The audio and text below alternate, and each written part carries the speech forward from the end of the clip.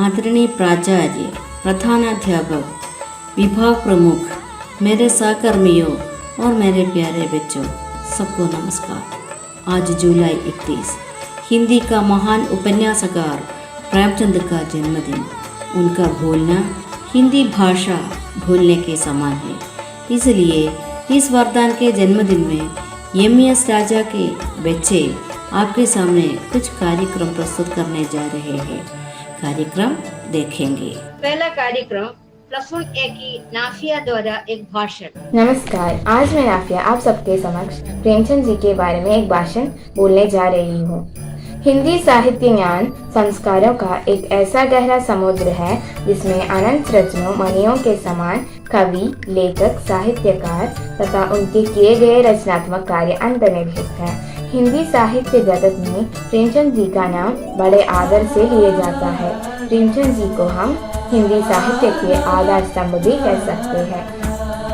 हिंदी कथा साहित्य को गौरव प्रदान करने तथा उसे अंतर्राष्ट्रीय कथा साहित्य के समक्ष लाने का श्रेय हम प्रेमचंद जी को दे सकते हैं। इनके कथा साहित्य में समाज के हर वर्ग का बड़ा मौलिक चित्रण हमें मिलता है। ग्रामीण जीवन की दुख दर्द अभाव पीड़ा को तो उन्होंने इतना मामूलिक चित्रण किया कि पाठक उससे प्रभावित हुए बिना नहीं रह सकते।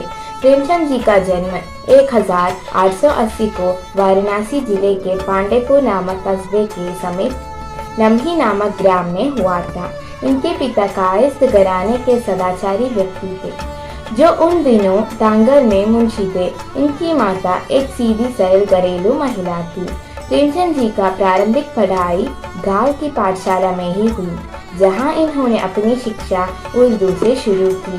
मुंशी जी ने किंग्सवे कॉलेज से सन 1998 में मैट्रिक परीक्षा पास की।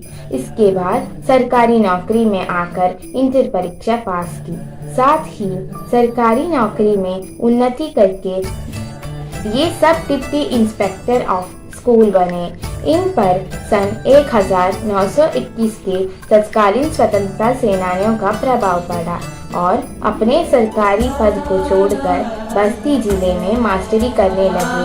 साथ ही दुलारे लाल भार्गव के अनुरोध पर लखनऊ में माधुरी का संपादन करना शुरू किया, पर वहां पर ज्यादा समय तक टिक नहीं सके और काशी आकर हंस निकालना शुरू किया। अंत में प्रेमचंद जी का एक प्रेरक कथन के साथ मैं अपना भाषण समाप्त करना चाहूंगी। सोने और खाने का नाम जिंदगी नहीं, सोने और खाने का नाम जिंदगी नहीं, आगे बढ़ने के लगन के नाम जिंदगी कहते हैं। आगे बढ़ने की लगन का नाम जिंदगी है। धन्यवाद। दूसरा कार्यक्रम खुद रची हुई कविता के साथ प्रेमचंद के चित्र खींचना। +1 की गरिमा। असली नाम था धनपत राय। धनपत राय, हाँ धनपत राय। तो गुजरी जिंदगी गरीबी में, फिर भी अविचल अडिग होकर सामना किया जिंदगी को हिम्मत के साथ। सत्य, न्याय, निष्ठा को मुट्ठी में लगाकर आगे गुजरा। लिखा अनगिनत उपन्यास कहानी। पत्र लेखन संबंधी कार्य में जुटकर हिंदी का मुकुट बन गया। हाँ, हिंदी का ताज तथा अभिमान महान उपन्यासकार प्रेमचंद को हम बच्चों का शत शत प्रणाम, शत शत प्रणाम। दूसरा कार्यक्रम 5वीं कक्षा की नाहला द्वारा एक पोस्टर।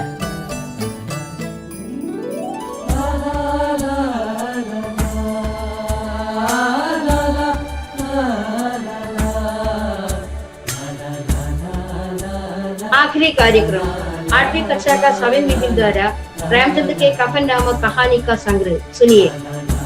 आदरणीय गुरुजनों और मेरे प्यारे मित्रों, आज हम हिंदी साहित्य के उपन्यास सम्राट श्री प्रेमचंद जी के द्वारा लिखे गए कफन नाम के कहानी का संग्रह सुनेंगे। जिस्सू और उसका बेटा माधव दोनों कमार थे। माधव के पत्नी बुढ़िया प्रसव पीड़ा से तड़प रहे थे। माधव और जिस्सू कामचोर थे। वो सभी समय शराब पीकर अच्छी सी रहना चाहते थे। जब बुढ़िया रो रहे थे, वो दोनों को उसको कोई भी परवाह नहीं दी।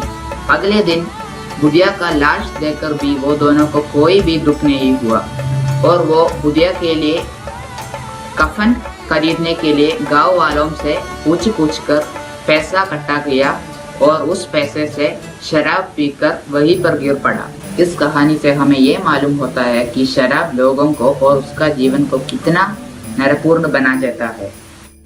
और इस कहानी से हमें ये गुणपाठ मिलता है कि नशील द्रव्यों का उपयोग ना करें। धन्यवाद।